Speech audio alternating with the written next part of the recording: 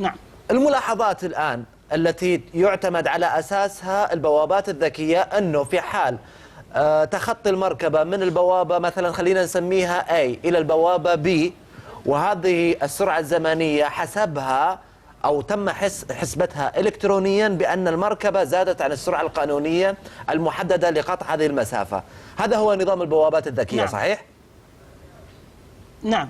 طيب هل إذا تأخر، يعني الآن حتى في ناس، يعني أنا أجيب لك رأي الشارع، طيب مثلا في واحد تعدى هالبوابة هذه ووقف، تجي تحاسب البوابة وين راح؟ هذه مشكلة، ولا فقط على السرعة هي أو على لا لا لا لا، هي تحاسبه على الزمن، الوقت الزمني اللي وصلوا للباء، لمنطقة باء. يعني زي الآن طبقت على مدينة جدة وما بين طريق جدة ومكة المكرمة. أي.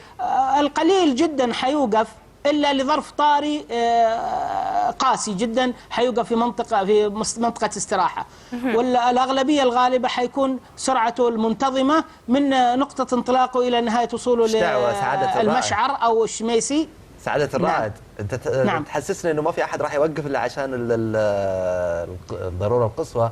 في ناس توقف تعبي بنزين، تغير زيت، تشيك على الكفرات. أيوه، هي من الضرورة، البنزين معناته إنه ما هو ماشي، لكن هي أفضل بكثير من التهدئة للكاميرا. هذه مسافة من ألف إلى باء، يمكن تساعده، يمكن ما تكون على مرحلة واحدة، يمكن تكون على أكثر من مرحلة، مرحلتين أو ثلاث للطريق هذا. يعني زي مثلا زي طريق الرياض الدمام، جدة المدينة، هو رايح يكون مردودها يعني النفسي في تهيئة قائد المركبة أنه في عنده حد، لأنه إذا عرف أنه في ضبط وفيه رصد للمخالفة اللي ارتكبها وتجاوز النظام، حيكون يتقيد بالسرعة المحددة.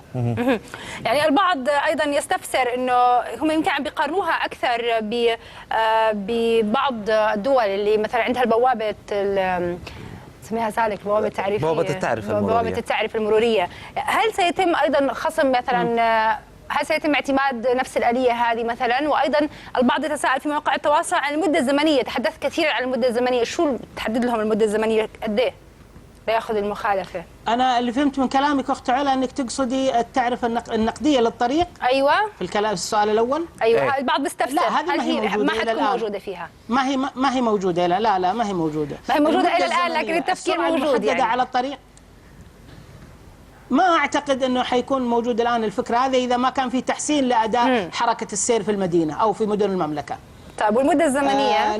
أخت علا، المدة الزمنية هي أنا نقصد الآن السرعة المحددة على الطريق 120 كحد أعلى، مع هامش نعطي 10%، يعني 130. المفترض أنه يتجاوز ال 120 كيلو في ساعة.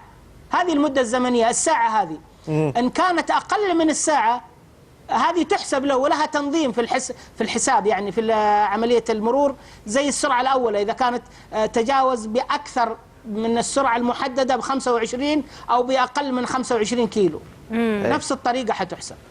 طيب السؤال الآن، لأن الجدول نظام المرور أخوي علي، نظام المرور فيه جدولين لتحديد السرعة، وهو الجدول الأول ومعطي حد أدنى 500 وحد أعلى 900 لمن تجاوز بأكثر من 25 كيلو عن السرعة المحددة. الجدول الثاني في نظام المرور ينص ب 300 ريال حد أعلى و500 ريال حد أدنى عفوا، و500 ريال حد أعلى في حالة تكون السرعة بأقل من 25 كيلو من السرعة المحددة. طيب الآن السؤال سعادة الرائد، كيف يعرف المواطن في حال حصل على مخالفة فيما يخص السرعة أنه الآن صار عندنا فئوية بنسبة فيما يخص مخالفات السرعة؟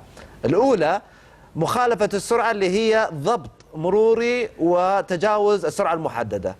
الآن المخالفة الثانية اللي الحين هتستجد عندنا اللي هي مخالفة حسبة إلكترونية للمدة الزمنية في السرعة، صح ولا لا؟ لا هي بس بتجي في نص الرسالة النصية في المخالفة أنه سرعته كانت بمقدار كذا. بس كيف يعرف المواطن انه والله؟ طيب يمكن يقول لك انا ما اسرعت، اثبت الان في النفي او في المتابعة، يجي يقول لك والله اثبت في الصورة انه انا مسرع.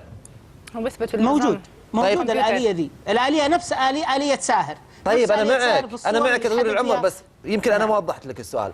الان لما الكاميرا تصيدني انا على سرعة 160 أثبت بالكاميرا أنه أنا أسرعت 160، هذه واضحة. الآن اللي أنا أقصده لما تكون أنا أتعدى الكاميرا بعدين أبدأ أسرع، ولما تجي البوابة الإلكترونية الثانية أهدي. هنا أنتم حسبتوا سرعتي إلكترونيا وحسابيا ما بين البوابة الأولى والثانية. كيف بتجي نص الرسالة؟ أنا أقصد كيف بتكون المخالفة؟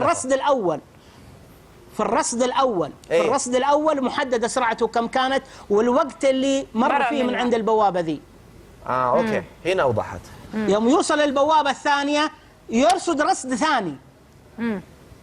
وهنا المدة الزمنية تحسب في على المسافة. طب هناك سقف لهذه المخالفات؟ يعني مثلا يترتب عليها مثلا نقاط مثلا أو سحب رخص، يعني كيف ممكن يتعاملوا معها، ولا بس فقط مبالغ مادية فقط؟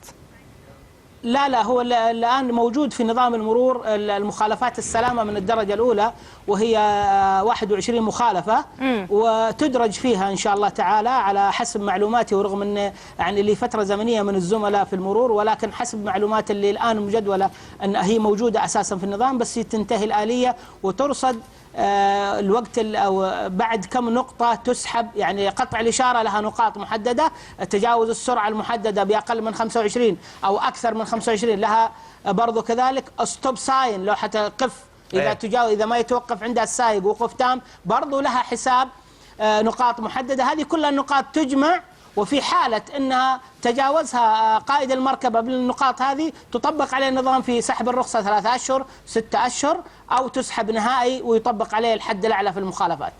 احنا نشكرك من الرياض سعادة الرائد المتقاعد إبراهيم أبو شرارة، رئيس مركز القيادة والتحكم المروري بمرور الرياض سابقا. شكرا جزيلا لك. يعطيك العافية.